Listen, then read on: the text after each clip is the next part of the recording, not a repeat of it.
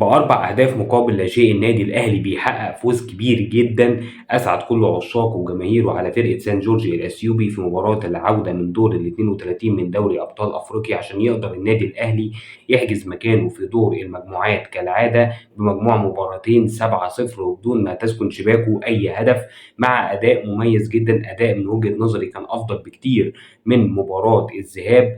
تنوع في الهجوم، النادي الاهلي النهارده كان عنده تنوع كبير جدا في الهجمات، كان بيهاجم من العمق، كان بيهاجم من الاطراف، كان في عرضيات، وهنتكلم كمان النهارده على العرضيات، وهنتكلم على هدف قفشه الجميل. النهارده النادي الاهلي اسعد كل جماهيره. يمكن اهم حاجه انا كنت مبسوط لها في الماتش ان مارسيل كولر يا جماعه بقى عنده ان هو بيقدر يستخدم جميع ادواته من اللاعبين المتاحين لديه في القائمه.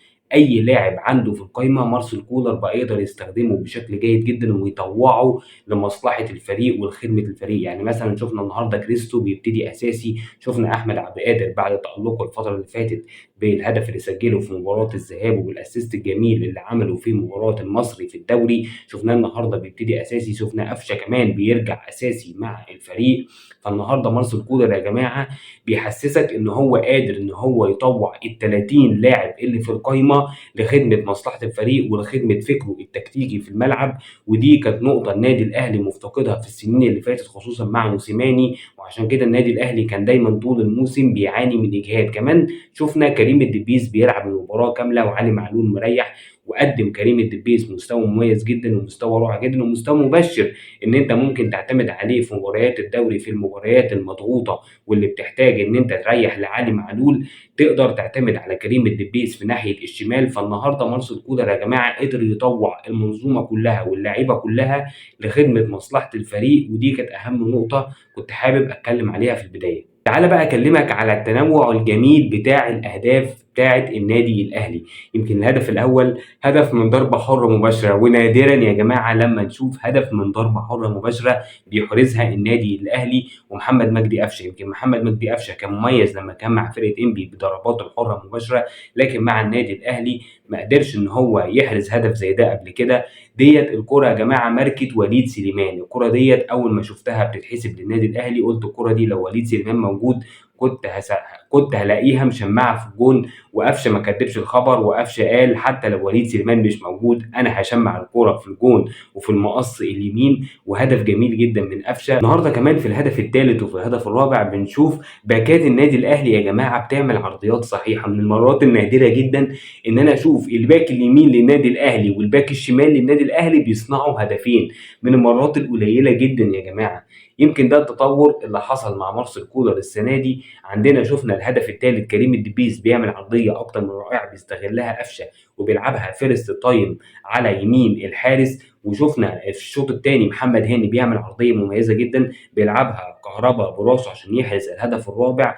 فديت يا جماعه شيء مميز جدا ان النادي الاهلي الباكات بتاعته ابتدت تتقن العرضيات. طبعا علي معلول يا جماعه، علي معلول بره الحسبه خالص، علي معلول مميز جدا في العرضيات، لكن انا بتكلم على كريم الدبيس ومحمد هاني بالتحديد.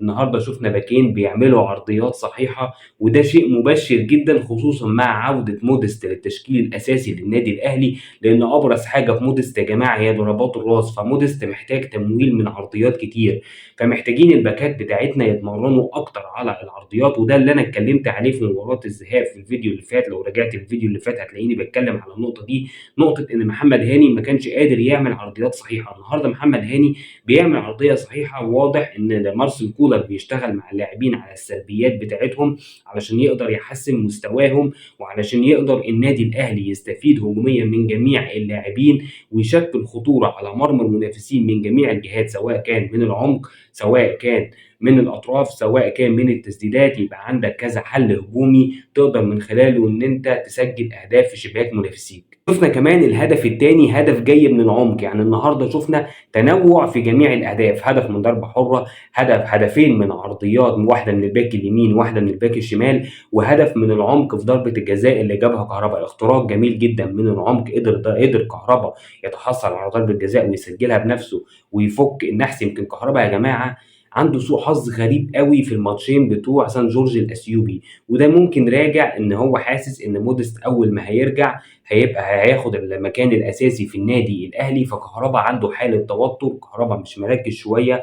كهربا النهارده ضيع اكتر من فرصه ولكن بيقدر يحرز هدفين، واحد من ضربه جزاء والتاني من ضربه راس رائعه جدا يرجعوا الثقه لكهربا ويأكدوا له ان مودست ممكن يبقى اساسي، ولكن كهربا لا غنى عنه. كهربا اكيد هيكون ليه دور كبير جدا مع الفريق، وخصوصا بعد انتهاء فتره ايقافه 6 مباريات في الدوري. طب مارسيل كولر النهارده كان بيلعب ازاي؟ يمكن زي ما قلت لك كان في تنوع في الهجمات، هجمات عرضيات من ناحيه اليمين ومن ناحيه الشمال، اختراق من العمق، كان في تنوع كبير في الهجمات. ولكن طبعا مارسيل كولر ابتدى المباراه بضغط عالي جدا على الخصم كما هو المعتاد من مارسيل كولر في جميع مبارياته، ضغط عالي جدا. وطبعا فرقه سان جورج فرقه ناس طيبين وناس على قدهم وناس غلابه كده وكويسين وولاد ناس بمجرد ما بتضغط عليهم بيفقدوا الكرة على طول.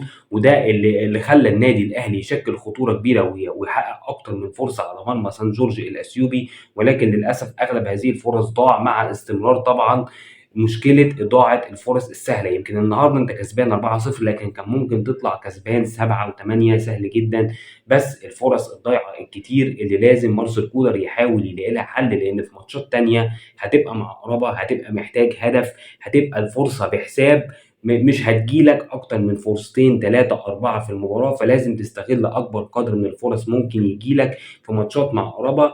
هتعاني جدا في مشكله اضاعه الفرص، لازم مارسيل كولر يشتغل على النقطه دي لان دي آفة في النادي الاهلي بقى لها اكتر من سنه، وللاسف لسه ملهاش علاج لغايه دلوقتي. شفت كمان مارسيل كولر بيعتمد على شغل الجبهات، يعني كنا بنشوف ان احمد عبد القادر كنت متوقع ان هو يبتدي ناحيه الشمال وكريستو ناحيه اليمين، لكن فوجئت ان مارسيل كولر بادي المباراه احمد عبد القادر بيلعب ناحيه اليمين وكريستو بيلعب ناحيه الشمال. تمام. وكنت بشوف جبهات ما بين احمد عبد القادر ومحمد هاني ناحيه اليمين، وبيضم عليهم في الهاف سبيس المساحه اللي ما بين الباك والمدافع قفشه، والناحيه الثانيه كنت بشوف كريستو مع كريم الدبيس وكان بيضم عليهم امام عاشور في الهاف سبيس. وعن طريق الجمل التكتيكيه ديت في الناحيه اليمين وفي الناحيه الشمال النادي الاهلي كان بيقدر يخترق فرقه سان جورج بسهوله ويشكل خطوره كبيره على المرمى، طبعا مع اضاعه الكثير من الفرص السلبيه اللي احنا قلنا عليها من شويه اللي لازم مارسيل كولر يحاول يلاقي علاج ليها. طبعا النهارده كمان يا جماعه نجم المباراه هو محمد مجدي قفشه. محمد مجدي قفشه يا جماعه بيعمل تمريرات سحريه لجميع زملائه. محمد مجدي قفشه النهارده عمل هدفين جمال جدا، سجل هدفين جمال جدا، عمل اكتر من باص رائع جدا سواء لامام عاشور سواء لكهربا سواء لاحمد عبد القادر سواء لكريستو، كذا باص مميز جدا. النهارده نجم المباراه الاول من وجهه نظري محمد مجدي قفشه. طبعا امام عاشور يا جماعه لا غنى عنه في فريق النادي الاهلي حاليا، وامام عاشور بقى عنصر مهم جدا من عناصر النادي الاهلي الهجوميه. امام عاشور بيقدم مستوى ثابت، مستوى رائع جدا مع النادي الاهلي. كمان مع عوده رضا سليم في الناحيه الشمال امام عاشور هيقدم مستوى اكتر وهيشكل ثنائيه رائعه زي الثنائيه اللي شفناها في مباراه المصري ما بين امام عاشور وما بين رضا سليم. امام عاشور يا جماعه من افضل صفقات النادي الاهلي يمكن في اخر 10 سنين. في اخر اوقات الشوط الثاني شفنا مارسيل كولر بيبدل اماكن احمد عبد القادر وكريستو، بيرجع كريستو ناحيه اليمين وبيودي احمد عبد القادر ناحيه الشمال.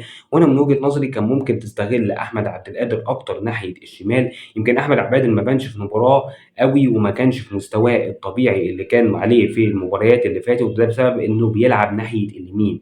احمد عبد القادر لو كان بيلعب في بدايه المباراه ناحيه الشمال اعتقد كان هيقدم اداء افضل من كده. في اخر الشوط الاول شفنا احمد عبد القادر راح ناحيه الشمال وكريستو راح ناحيه اليمين في محاوله لتغيير اماكن اللاعبين. النادي الاهلي النهارده كان بيلعب بلا مركزيه في الاداء، يعني ما فيش لاعب معين موجود في مكان معين. ممكن تلاقي قفشه هو المهاجم، ممكن تلاقي امام عاشور هو اللي في الصندوق، ممكن تلاقي كريستو، ممكن تلاقي احمد عبد القادر، كنت ممكن تلاقي كريستو بيروح ناحيه اليمين عبد القادر بيجي شمال والعكس، كنت بتلاقي امام عاشور بيجي ناحيه اليمين وقفشه بيروح ناحيه الشمال والعكس، كنت بتلاقي كهربا بيسقط لتحت وبيكمل في منطقه الجزاء احمد عبد القادر او كريستو. شفنا اكتر من حل هجومي للنادي الاهلي، وده يطمنك على مستوى الفرقه الفتره اللي جايه، وان مارسيل كولر عنده حلول كتير في الملعب هيقدر يستفيد بيها الفتره اللي جايه ان شاء الله. ومع ضغطه المباريات انت محتاج لكل عنصر في الفرقه، وباذن الله نقدر نستفيد من القائمه كامله ونقدر نحقق جميع البطولات الممكنه السنه دي. في الشوط الثاني ضغط النادي الأهلي على فرقة سان جورج الأثيوبي قل بكتير، النادي الأهلي بقى يقابل من تحت شوية، ما بقاش يقابل بلوك عالي، ولكن كان بيقابل من تحت شوية من نص الملعب تقريبا.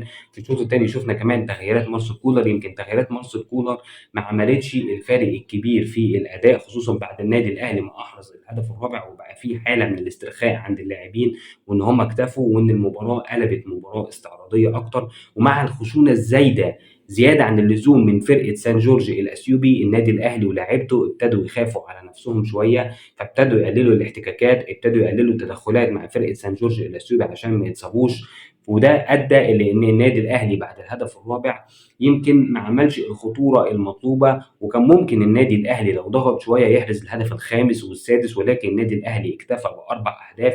ومع التغييرات شفت ان بيرسي تاو لما نزل لعب مكان امام عاشور في قلب الملعب، وشفت طاهر محمد طاهر لعب مكان كهربا في الهجوم، وشفت حسين الشحات بيلعب في الناحيه الشمال، وشفت كريم فؤاد بيلعب في الناحيه اليمين. والنادي الاهلي بالتشكيله دي يمكن ما عملش افضل اداء ممكن. كان مهم جدا كمان ان مارسيل كولر النهارده يريح علي معلول، يريح اليو ديانج، يريح اكتر من لاعب محتاجين للراحه، يريح حسين الشحات، يريح اكتر من لاعب محتاجين للراحه في جزء في التدوير اللي بيعمله مارسيل كولر. وده اللي بيخليني اقول لك ان مارسيل كولر متمكن، بقى متمكن من جميع ادواته، بقى متمكن من ال 30 لعيب، يقدر يعتمد على اي واحد من ال 30 لعيب.